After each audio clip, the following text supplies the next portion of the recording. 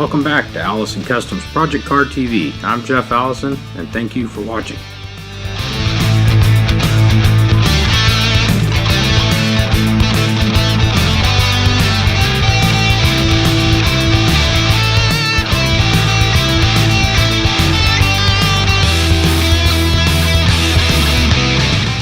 Welcome back to Allison Customs Project Car TV. What I'm sitting in here is my wife's 2007 Honda Pilot. And a couple days ago, she was driving it, had been out and doing a bunch of errands, and got a big puff of white smoke out from under the hood while she was sitting in line at somewhere with the engine running. Anyway, so kind of tracked it down pretty quickly once she got home and I got a chance to look at it. Now all the air conditioning lines and everything are freezing up after it's been running for a while. And it does take a little while, probably 45 minutes or so, maybe as much as an hour before and what happens is we're seeing the lines freeze up when we stop and open the hood, and inside the center vents are no longer blowing air through them. So I'm assuming that everything is freezing up and the air just can't get through. So I bought some leak detector at the local parts store. I'm going to put that in, and we're going to look and see if we can find the leak. So maybe this episode is going to be trying to diagnose the problems with the air conditioner on her car. So I don't have all the equipment to charge and vacuum out a air conditioning system. It's best guess it's up to do all of the work. You could probably piece it together for a few $100s, but to buy one machine that did it all and stores and reclaims the Freon and all that kind of stuff would cost a couple $1,000s even if finding a used machine. So this is one of those things I normally take and have done at another shop and let them mess with it. But I'm hoping I can find the leak and at least track it down to whether it's something I can fix here. The air conditioner's still working, so we know there's still at least some charge in it. And I'm not an expert on the AC systems or anything, but my understanding is they'll tend to freeze up when the charge is low. So I'm hoping this little bit of leak detector dye will help bring the charge up just a little bit, putting that in, and we'll see where the leak is when the thing's running.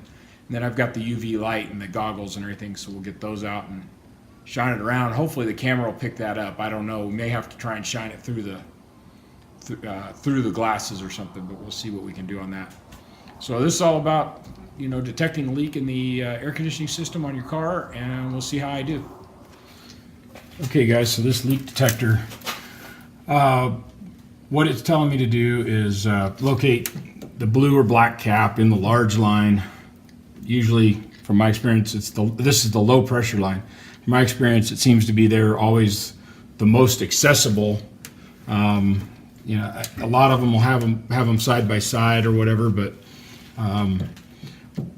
this being the low pressure and the cap was a little loose. These Schrader valves, I also know are notorious for leaking, so the cap could have been loose. I don't know exactly what I'm pretty sure what happened is she got a big blow off of Freon when pressure built up, but I don't know why, so I'm assuming there's a leak and we just got to track it down. And it could be, this is also the car that had that we hit a deer in back in January, and the system's been working fine since we got it repaired, probably in February.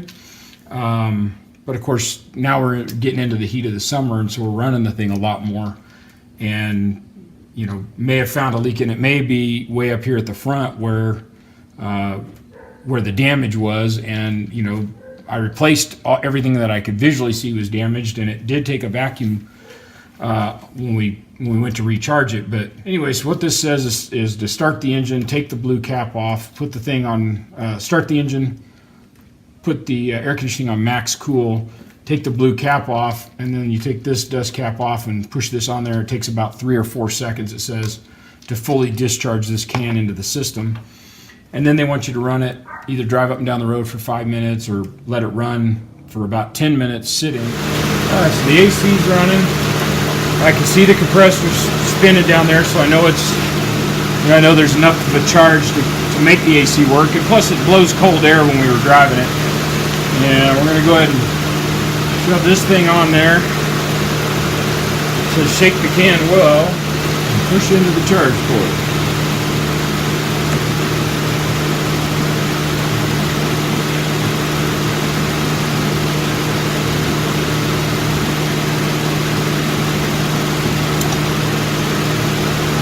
A little bit left in there.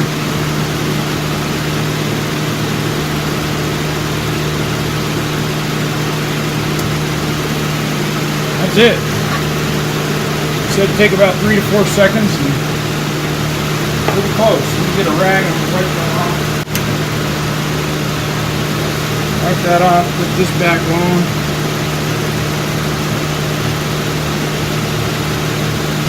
And then, like I said, it recommends leaving it run with the AC running for about 10 minutes if you're just going to idle it or go drive it for about 5.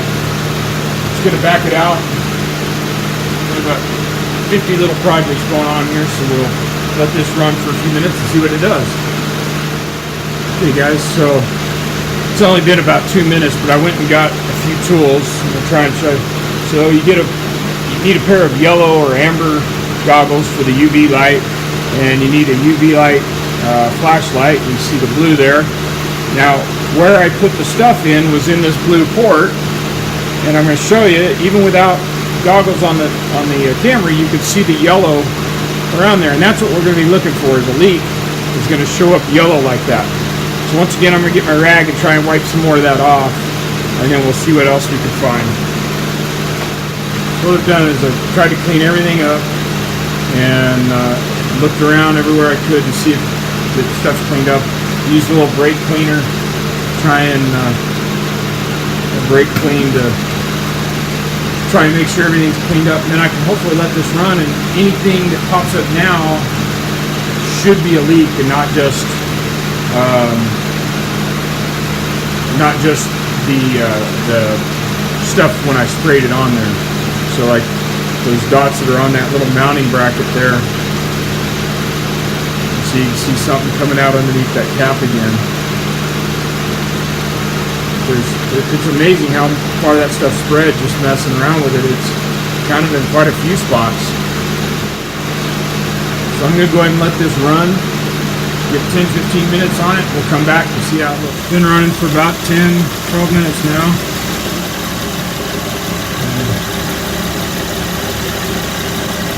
You see there's some dirt and stuff that highlights too, so you got to try and pay attention to what's a leak versus a... Kind of interesting. The camera picks up more than you can actually see. So it's picking up reflective things as well. Or like there's a little white dot right there on the hose, and it shows up.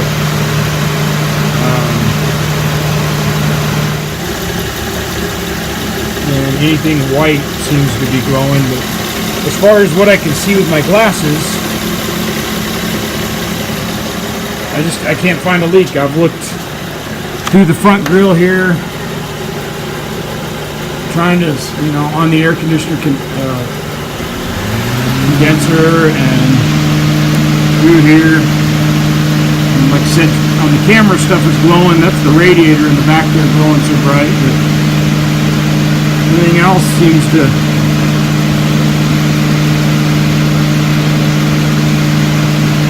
Can't find anything that's indicating a leak. So I'm going to let it run for a little while longer, and I'll come back and we'll try it again.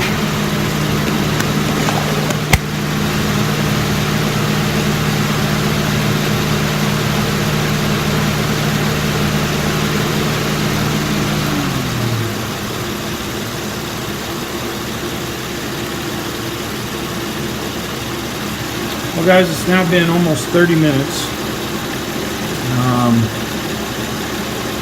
Still don't have anything. Those two little dots that we've been seeing, the reflective area there, which are not showing up when you're just looking through the glasses.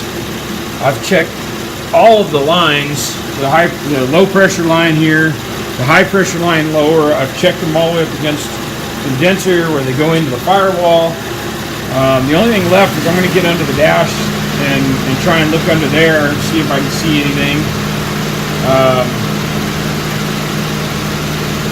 But I'm frustrated here because I'm not finding anything, any obvious leak or whatever. Yet, just the last time we drove this line here had frozen up completely, quite a ways down, all the way getting close to the firewall. And it is very cold. I mean, although obviously it's not so cold I can't touch it, but and the air conditioning is blowing ice cold inside. So like I said, I'm gonna crawl under the dash there and see if I can find anything that doesn't make sense. Okay, guys. So what I've got is I've shined the light inside there, and as much as I can see anyway. And what it is, I've got the glove box down. For those of you who haven't done this before, this little latch fits through the hole on the side of the glove box. There's one on both sides, and it catches, and it just pops in. You don't need any tools to take it out or anything. One on both sides, and then the glove box will swing down. What I'm going to do now is there's two screws that hold that glove box in, right underneath here and here, and then there's two more screws you can use a Phillips or an 8mm on that will let you take this bar out. And once the bar's out, and if you've never done this before, or if your cabin air filter hasn't been changed before, you may have to cut this bar out. The first time it has to be actually cut, which is why the dealer, when they try and charge you like $50 to change this filter, and the filter's about I just bought one, it was $19.99. So once you get the bar out of the way though, so a total of 4 screws and those 2 plastic clips, then you can take the filter out here, slide a new filter in. So I'm going to go ahead and pull the old filter out. I'm going to make sure everything in there is clean, look around in there and see if I can see a leak from inside the box, and then go ahead and put a new filter in it just to eliminate one more possibility. So I'm going to do that now and get these screws out of here. Alright, so I forgot this kick panel on this side has to come out first to get to that screw. So it does take a little bit longer, but there's a right at the top here, and I'll try and get the camera and I'll just show you what I'm talking about. So you additionally have to take out the kick panel that goes front to back. Try and take this slow. And then part of that is this little plastic screw thing here.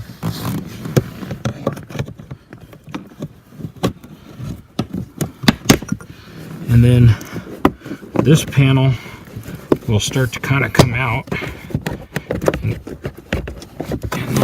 as far as let me see if I can show you this. This panel will pick up, and all you got to do is pick it up. It's got little plastic clips under there.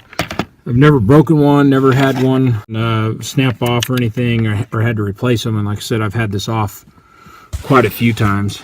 So get that panel out, and then this panel will pull out of the way, and then you can get to the screw on this side here with the glove box door.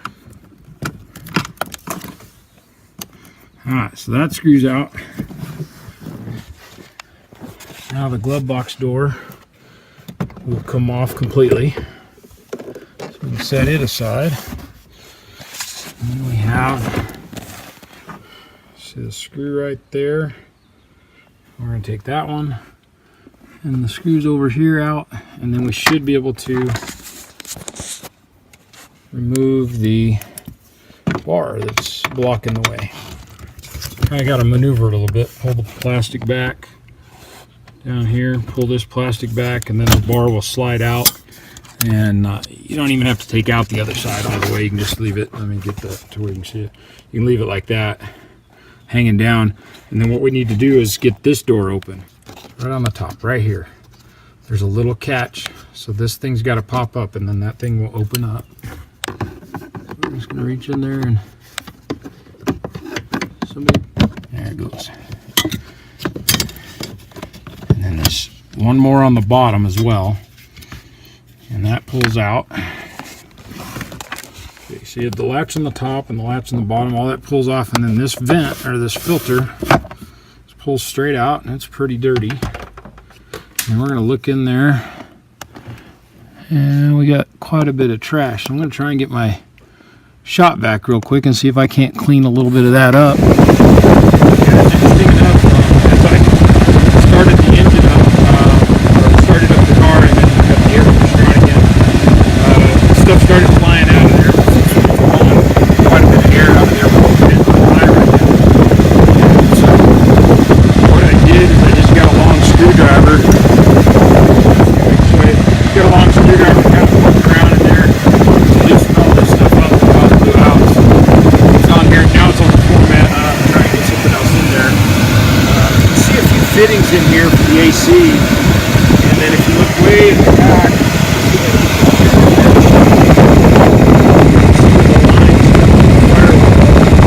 and I've been shining the ultraviolet light in there. Let me turn off the. Okay, so now it's dark in here, and we can see a little better. Shine it around. Again, get the reflective value off the aluminum and stuff, but look around in there with my glasses, you can't see that yellow color that would indicate a leak. Now I've looked as far back up in there as I can. Looking back up in there as far as I can, I can't find a leak anywhere.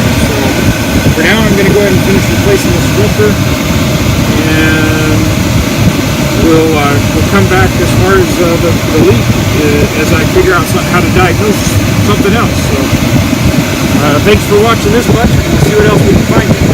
So what we've got is a microguard filter number 3026, and your standard O'Reilly's filter part. Won't swear that everybody does as good a job, but at least this microguard, they go ahead and put the foam all the way around the edge so that once it's in, it seals it up. See right here on the end, it says airflow motion, meaning the air needs to go that way. There's a little arrow there. Try and give you the details. So that slides in, and it's right in there, and then the lid that covers that, just put the words up, and it has a little groove in here, a little pocket that catches that little finger pull. So it goes in, make sure that clips on top and bottom, and then you can go ahead and put the arm, the steel arm back up in place. Focus a little better. So how they work is the rubber goes through, so you got to make sure you're past this part when that goes back in. It's on the back side there. Kind of fish it in there, so the whole wheel part and the first part of the plastic go in there, and then you'll get to the step, and then it just clips in. And the only trick to this one is this white plastic piece is supposed to be in there. So typically what I do is go ahead and take it out. Sometimes you can finagle this piece where this will clip back over that through the little slot there, so it's worth a try. If you got a few minutes, try clipping it on. You just got to have a flashlight back there behind it to see what you're doing. So get this done and I'll show you how. Okay, so I was able to, back here I was able to just clip the kick panel cover over that little white clip, so I didn't even have to remove it. And then on the top here, it goes back, just make sure it lines up the bolt, and then push that thing back on. It just pushes in place. And then on the rocker panel part, you just got these, there's 3 of these orange pins, and they line up with 3 holes, corresponding holes. One's right there in the steel part of the body, and then there's a couple of clips up here, and those just go through this slot on the kickback. Same thing in the back. There's another one back here, and it clips into that. And I'll try and hold all this steady and show you, but basically there, just push it down and it locks in. That's it. The whole thing's done. If you use them both hands, you can probably do the whole thing in 7 or 8 minutes. Thanks for watching Allison Customs Project Car TV. Like us on Facebook and check us out at AllisonCustomsOnline.com.